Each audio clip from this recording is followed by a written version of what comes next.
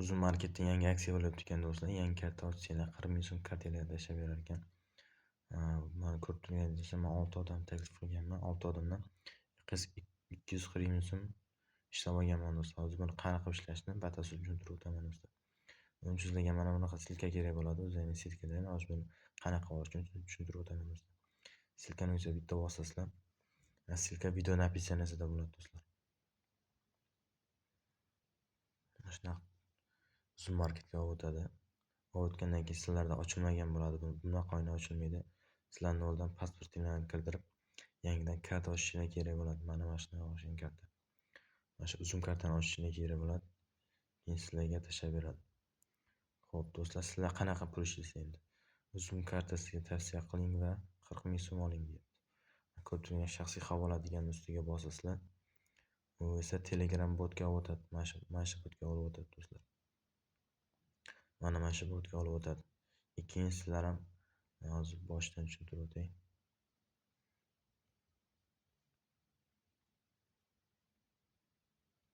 Mana start bosasizlar do'stlar.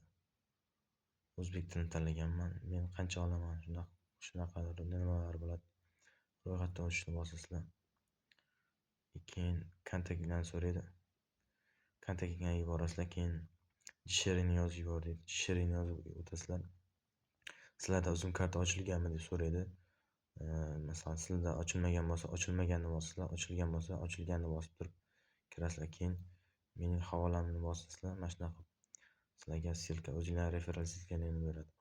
Statistika bo'limidan nechta odam taklif qilganligini va qancha ishlaganini ko'rib olsanglar bo'ladi.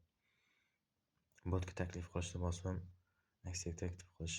Mana shunaqa botga ham taklif qilib pul ishlasanglar bo'ladi. Ikki silka ham bir tur, ikkisi ham vazifasi bir xil. Xo'p do'stlar, mana shu silkani video описаниесida qoldiraman.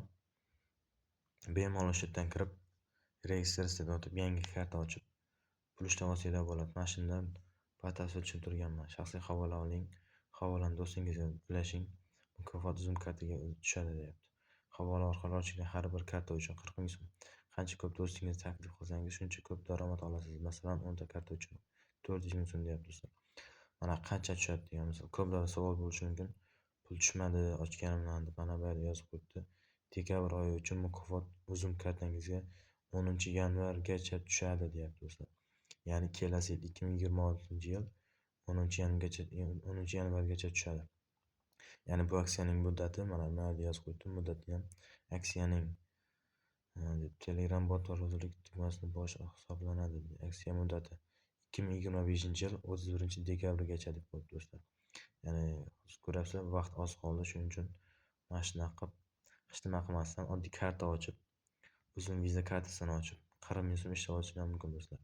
Ko'proq ishlash uchun mana shunaqa silkani olib turib, o'zlaringizning yaqin do'stlaringizga yo oila a'zolaringizga karta ochtirib, pul ishlab olsanglar bo'ladi.